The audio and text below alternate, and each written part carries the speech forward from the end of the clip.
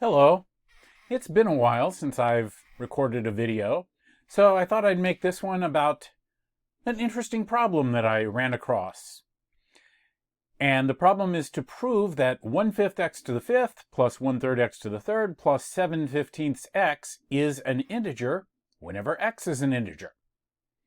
And a big part of the reason I thought this was an interesting problem was because at first it doesn't look like it'd be true. I mean, look at all those fractions. Why would you expect them all to disappear no matter what whole number you plug in for x? But it turns out that it is true, and I could think of two ways of actually proving that. So in this video, I'll tell you about two ways we can prove this, and if you know of any other ways, you can leave me a comment.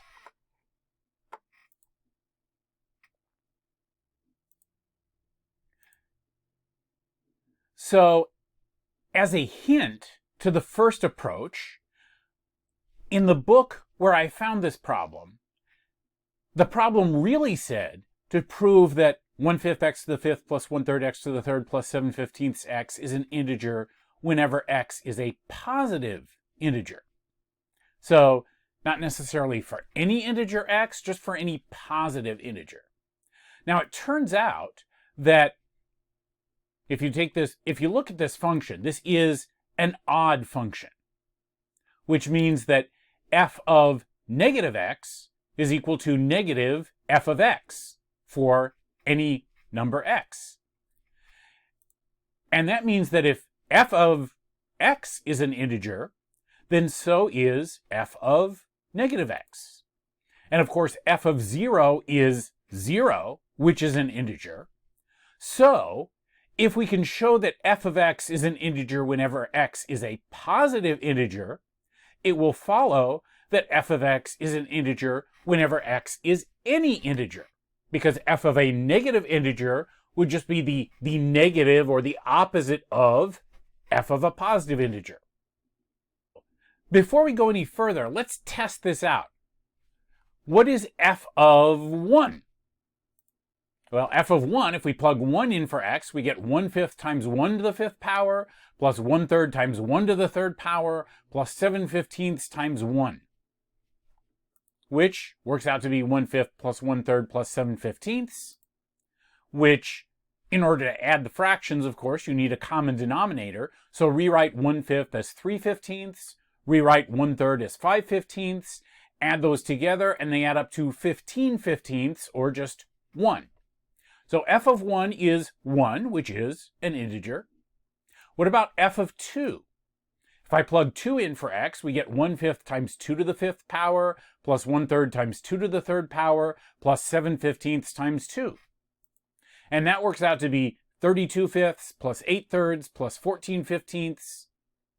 If you get a common denominator of 15, it's 96/15 plus 40/15 plus 14/15, which adds up to 150/15, which is 10. Again, an integer. Okay, so it works when x is 1, it works when x is 2. That's 2 positive integers down and only infinitely many to go. We just have to check 3 and 4 and 5 and 6 and all the rest of the positive integers. But of course, we can't check them all individually. That would take forever. But in a case like this, where you're trying to prove that something is true for every positive integer, very often a good approach to try is the proof technique of mathematical induction. So the way that works, we have to show that something is true for 1, and that if it's true for any particular positive integer, then it must also be true, it must follow that it is true for the next integer. So in this case, that would mean proving that f of 1 is an integer, and that anytime f of k is an integer, then f of k plus 1 must also be an integer. Now, we've already shown the first part. We already evaluated f of 1. Turned out to be 1, which is an integer. We also found that f of 2 was 10, and that was an integer. So we still have to show the second part, that f of k plus 1 is an integer anytime f of k is. So what is f of k plus 1? What do we get if we plug k plus 1 in for x? We get 1/5 times k plus 1 to the 5th power, plus 1/3 times k plus 1 to the 3rd power, plus 7/15 times k plus 1. Now let's algebra that out. Let's multiply stuff out and see if we can rearrange things and get an idea of what's going on here. So first of all, what do we get when we take k plus 1 to the 5th power and multiply that out? Now remember, we can't just distribute the exponent. It's not k to the 5th plus 1 to the 5th. It means 5 k plus 1s multiplied together. So it's k plus 1 times k plus 1, which would be k squared plus 2k plus 1, times k plus 1, times k plus 1, times k plus 1. And when we're finished multiplying that all out, we end up with k to the 5th power plus 5k to the 4th power plus 10k to the 3rd plus 10k squared plus 5k plus 1. And the way to work that out, well, you could just do all the multiplication individually, but to jump immediately to what you end up with, you can use the binomial theorem, which tells you what you end up with when you have a binomial, something plus something else, raised to a power. Notice that each term has k to some power, starting with the 5th power and going down to the 0th power. Each term involves a factor of 1 to a power, starting with 1 to the 0th power and going up to 1 to the 5th power. And then the multipliers, 1, 5, 10, 10, 5, and 1, come from the appropriate row of Pascal's triangle. So if you're not familiar with the binomial theorem, you can look that up. Similarly, k plus 1 to the 3rd power works out to be k cubed plus 3k squared plus 3k plus 1. So getting back to our f of k plus 1, if we multiply everything out, we get 1/5 times k to the 5th plus 5k to the 4th plus 10k to the 3rd plus 10k squared plus 5k plus 1, plus 1/3 times k to the 3rd plus 3k squared plus 3k plus 1, plus 7/15 times k plus 1. And distributing the 1/5 and the 1/3 and the 7/15, here's what we have. 1/5 k to the 5th plus k to the 4th plus 2k to the 3rd plus 2k squared plus k plus 1/5, plus 1/3 k to the 3rd plus 1k squared plus 1k plus 1/3 plus 7/15 k plus 7/15. Now notice that 3 of those terms, the 1/5 k to the 5th plus the 1/3 k to the 3rd plus the 7/15 k, make up just f of k. And 3 of those terms are constants. They are 1/5 plus 1/3 plus 7/15, which we've already seen add up to 15/15 or 1. So rearranging and simplifying this, it's equal to f of k, that is 1/5 k to the 5th plus 1/3 k to the 3rd plus 7/15 k, plus k to the 4th plus 2k to the 3rd plus 3k squared when we combine the k squared terms, plus 2k plus 1. In other words, it's equal to f of k plus this polynomial here that has all whole number coefficients. It's just 1 times k to the 4th plus 2 times k to the 3rd plus 3k squared plus 2k plus 1.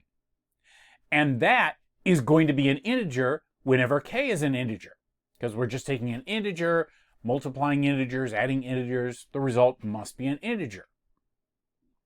Now it just so happens that this part here factors as, well, I should have said k squared plus k plus 1, the quantity squared.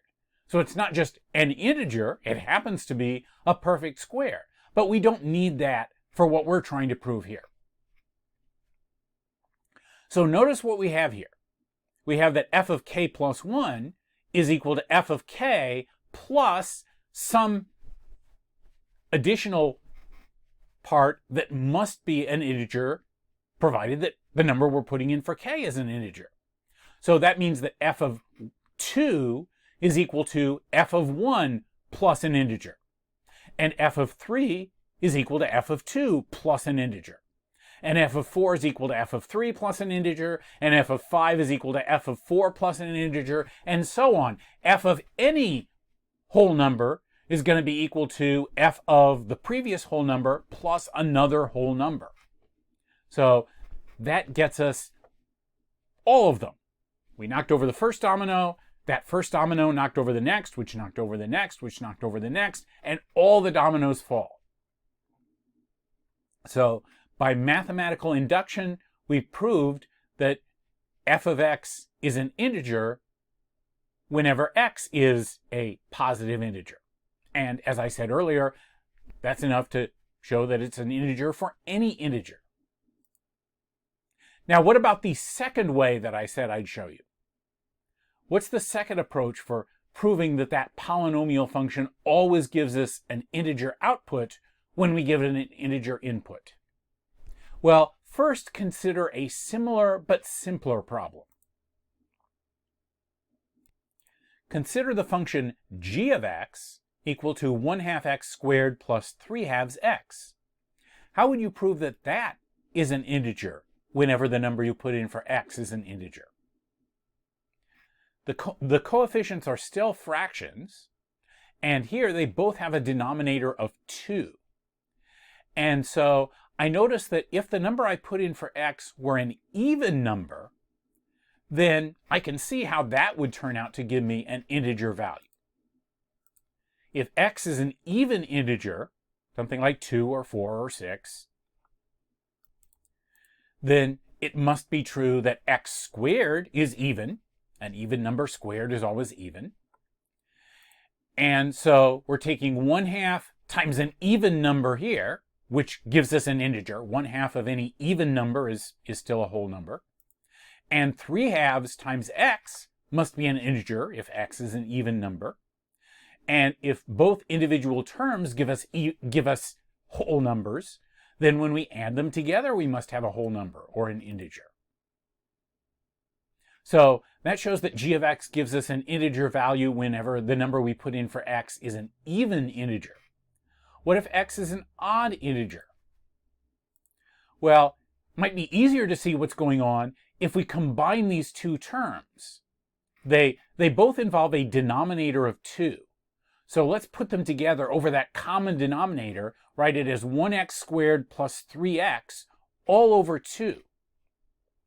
And anytime that numerator, x squared plus 3x, comes out to be an even integer, then that even integer divided by 2 is still going to be an integer.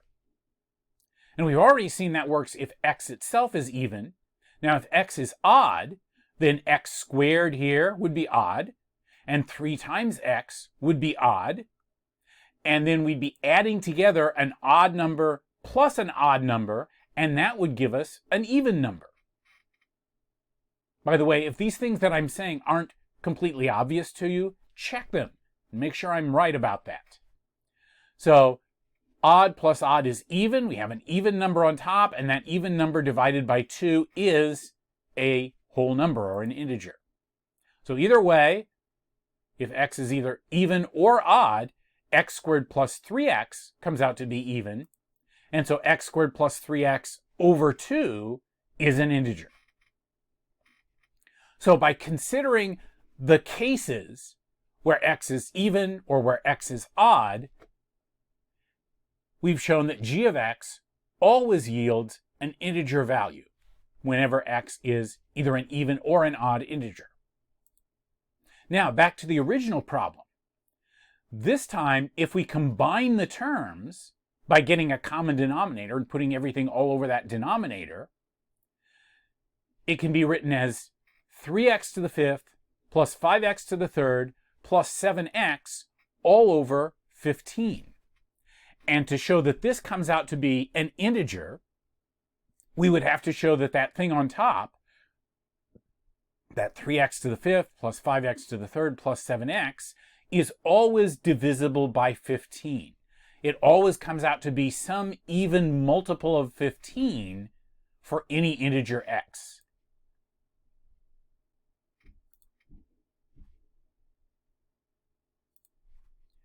Now, Earlier, we were looking at how every integer is either even, that is 2 times k, or odd, 2 times k plus 1.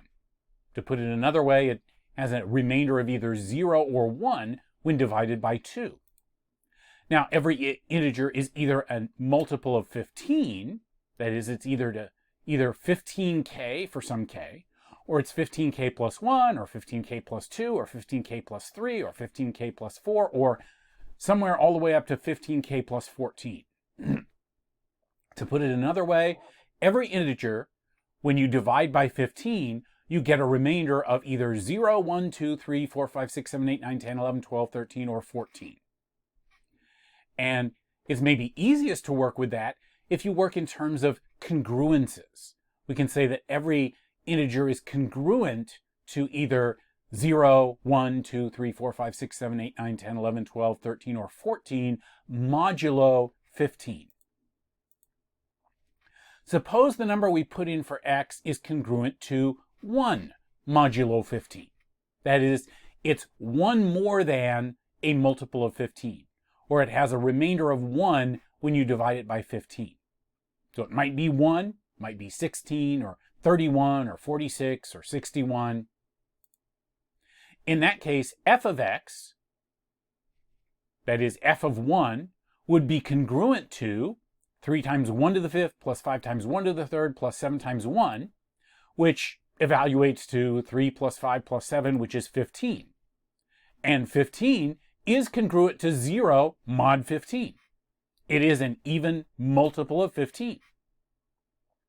So we've shown that f of x gives us an integer value whenever x is a number that is congruent to 1 modulo 15. What if x is congruent to 2 modulo 15?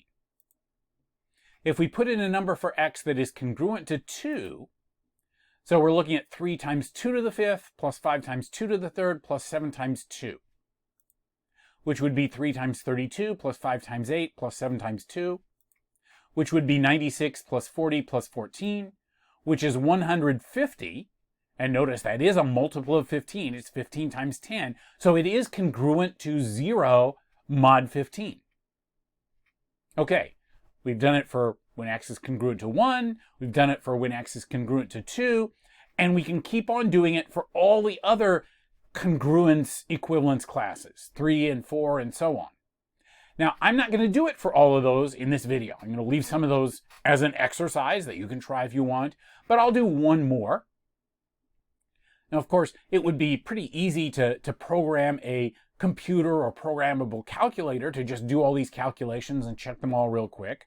But even if you're just doing the calculations by hand, it's not that hard. So let me show you what happens if x is congruent to 7 mod 15. So if I put in a number for x that is congruent to 7, it's a number that is 7 more than a multiple of 15. Then 7 squared is 7 times 7, or 49.